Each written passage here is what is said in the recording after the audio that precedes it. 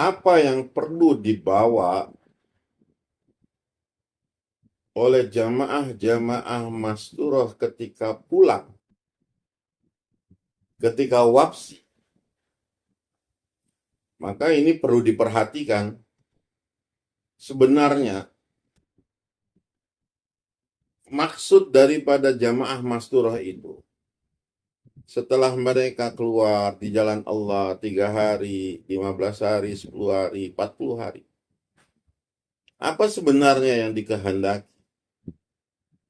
Ketika mereka semua kembali ke rumah masing-masing. Ini perlu diperhatikan bahwa sesungguhnya keluar jamaah Masturat itu bukan suatu keistimewaan, satu kelebihan, satu keutamaan yang sehingga itu menjadi satu prestasi yang harus dibanggakan, bukan. Tapi inti yang utama adalah justru ketika mereka pulang. Perubahan apa yang dibawa? Apa yang seharusnya diterapkan yang sehingga menjadi perbedaan ketika sebelum keluar dan setelah keluar.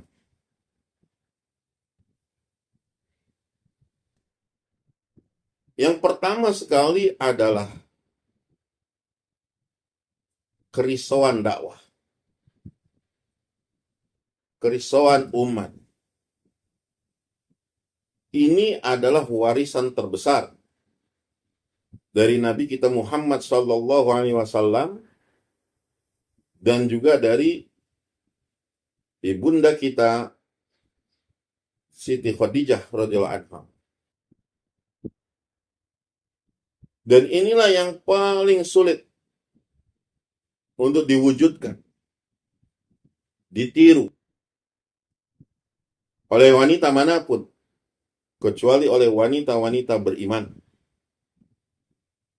Yang paling utama sekali itu adalah kerisauan. Risau ini, ataupun fikir ini, inilah yang ada dalam benak Nabi SAW sepanjang hayatnya. Dan itulah yang ditransfer, disampaikan kepada Khadijah radhiyallahu anha. Risau apa? Risau umat. Risau umat yang seperti apa? Risau mengenai akhiratnya umat. Bagaimana umat bisa selamat di dunia dan di akhirat? Bagaimana umat bisa selamat dari api neraka jahanam? Bagaimana umat bisa selamat di sirat? Bagaimana umat bisa selamat di hisab? Bagaimana umat bisa selamat di mizan? Bagaimana umat bisa selamat di mahsyar? Dan bagaimana umat bisa selamat di dalam kubur? Ini adalah kerisauan Nabi SAW yang juga dimiliki oleh kerisauannya Khadijah radhiyallahu anha. Bagaimana risau ini wujud? Karena itu sebagai satu tanggung jawab, baik laki-laki muslim ataupun wanita muslimah, siapapun, semua memiliki tanggung jawab yang sama tentang kerisauan umat. Dan ini tidak dibatasi oleh dinding, oleh wilayah, oleh daerah, oleh negeri, oleh benua, oleh negara, oleh bangsa, oleh bahasa, oleh apapun. Karena risau ini bisa merambah manapun. Risau ini bisa masuk ke celah-celah yang tertutup, yang terkunci, yang terbenteng dengan sangat kokoh. Bisa menembus manapun. Inilah ibadah yang luar biasa. Risau. risau Nabi, huznun Nabi, ghammun Nabi sallallahu alaihi wasallam. Nah, para ibu ini, para wanita, para masturah yang memiliki potensi luar biasa, potensi yang sangat-sangat luar biasa. Para ibu memegang kendali anak-anak, memegang kendali rumah tangga, memegang kendali keadaan. Para ibu ini, maka benar yang dikatakan, di balik orang-orang besar, di balik orang-orang sukses, ada ibu-ibu yang hebat. Karena pengaruh mereka, karena tarbiyah dan didikan mereka, sehingga wujudlah anak-anak yang hebat, anak-anak yang berpengaruh.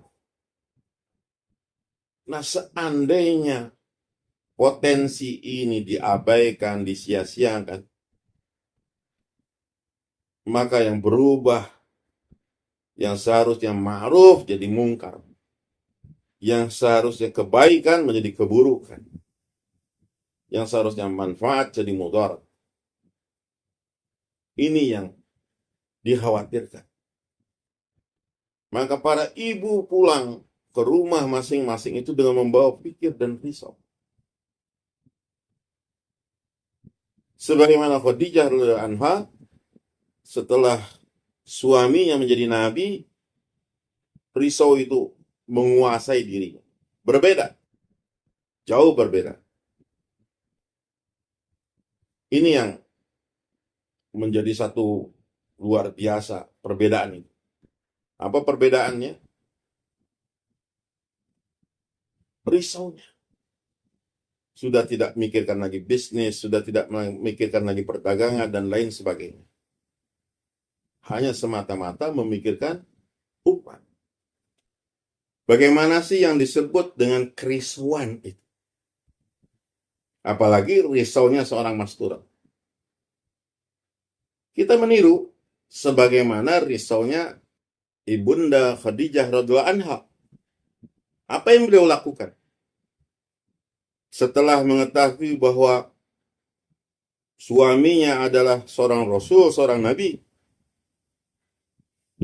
dan dirinya memiliki tanggung jawab terhadap umat, apa yang dilakukan oleh ibunda kita Khadijah radhiyallahu anha? Beliau langsung bergerak. Beliau mendatangi teman-teman wanitanya, beliau mendatangi saudara-saudaranya, beliau mengumpulkan keluarganya, dan langsung menyampaikan risalah Nabi SAW. Saat itu juga, hari itu juga. Sehingga kita lihat bagaimana keluarga Yasir, bagaimana keluarganya Umar bin Khattab, Fatimah binti Khattab, Sumayyah. Semuanya itu disebabkan geraknya Khadijah. Beliau langsung mendatangi keluarganya, dikumpulkan. Orang-orang Quraisy, orang-orang Bani Hashim. Bersama suaminya dia bergerak. Nah, inilah kondisi keadaan Khadijah radhiyallahu anha. Sama sekali tidak lagi memikirkan dagangannya, bisnisnya, bagaimana usahanya, bagaimana ini kafilah dagangnya. Beliau sudah tidak pikirkan lagi. Yang beliau pikirkan adalah bagaimana umat. Sebanyak-banyaknya kaum wanita didatangi. Sehingga lihat apa yang terjadi. Hijrah ke Habasyah 1, hijrah ke Habasyah 2. itu disertai wanita. Disertai wanita. Siapa yang berdakwah kepada kalangan wanita? Khadijah radhiyallahu anha. Maka inilah yang dibawa. Yang paling utama itu adalah membawa fikir kerisauan umat. Prakteknya bagaimana? Maka seorang istri masturat ketika dia di dalam rumahnya, dia senantiasa berpikir bagaimana umat ini bisa selamat. Jangan karena alasan 4 dinding yang menutupi, sehingga dia terbatas geraknya, dia terbatas keluarnya, sehingga dia tidak berbuat apa-apa, sehingga pikir pun tidak, ini pun tidak. Nah, itu. Pikir yang paling utama adalah dia menjadikan suaminya betul-betul. Bagaimana suaminya itu bisa memenuhi takazah-takazah agama.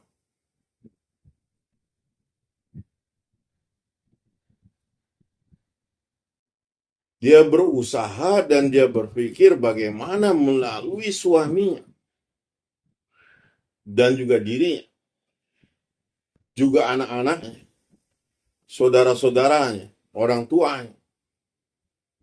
Fikir itu bisa tertunaikan. Dia mendorong suaminya, anaknya, keluarganya, ayahnya yang laki-laki, supaya mereka betul-betul melalui diri mereka bisa menyelamatkan umat. Dia membantu dengan menyumbangkan fikir-fikir. Bagaimana terbentuk jamaah-jamaah. Bagaimana keluar orang-orang di jalan Allah. Bagaimana rumah-rumah bisa hidup dengan taklim. Bagaimana agama bisa hidup di rumah-rumah, di sekitarnya, di tetangga, di keluarga. Bagaimana rombongan-rombongan bisa diberangkatkan. India, Pakistan, ke negeri jauh, ke negeri jiran, Singapura, Malaysia, Thailand, Brunei, Singapura, semuanya itu tertunaikan. Bagaimana orang-orang bisa yang laki-laki berjamaah di masjid-masjid mereka? Bagaimana wanita-wanita tertutup aurat? Bagaimana orang-orang yang sedang dipenjara mendapatkan hidayah? Bagaimana ahli-ahli narkoba pun mereka mendapatkan hidayah? Bagaimana artis-artis di sana, di Hollywood, di Bollywood, di mana saja, mereka pun mendapatkan hidayah. Walaupun dirinya berada dalam rumah yang sempit, tapi fikirnya mendunia. Fikirnya tidak terbatas. Dan dia curahkan, luapkan semua fikir itu melalui keluarganya yang laki-laki. Melalui suaminya, anaknya, ibu bapaknya, kakaknya, adiknya. Digerakkan semuanya. Ini yang mesti ada. Kemudian, dia menghidupkan rumahnya itu. Bagaimana rumahnya bisa menjadi jantung yang bergerak mengalirkan darah segar ke seluruh tubuh. Di rumahnya inilah bergerak kesolehan, ketaatan, kebaikan. Sehingga rumah itu penuh cahaya, bersinar terang. Dipandang oleh ahli langit, dipandang oleh semua penduduk-penduduk langit. Sehingga didoakan, istighfar dan rahmat senantiasa bercurahan, keberkahan pun bercurahan pada rumah itu. Dan inilah tanggung jawab masturat di rumah-rumah mereka. Supaya wujud keadaan ini dipastikan anak-anaknya mereka menjalankan syariat, menghidupkan sunnah Nabi SAW. Setiap titik-titik amalan, setiap tempat dihidupkan sunnah. Ini yang dikehendaki. Dan itulah kekayaan yang besar. Dan itulah harta kekayaan yang besar. Ketika dia mampu membawa seluruh amalan ketika dia keluar, diterapkan di dalam rumah tangga, diterapkan dalam keluarga, kepada suami, anak-anaknya, dan keluarganya. Inilah harta kekayaan yang besar. Jangan sampai kehilangan. Mesti dipelihara, mesti dijaga. Bagaimana hidup? Rumah itu hidup. Dakwahnya, ta'lim wa ta'lumnya, zikir ibadahnya, dan khidmat. Maka insya Allah disitulah keluarga sakinah, mawaddah, warahmah, dan menjadi sebab hidayah bagi umat di seluruh alam.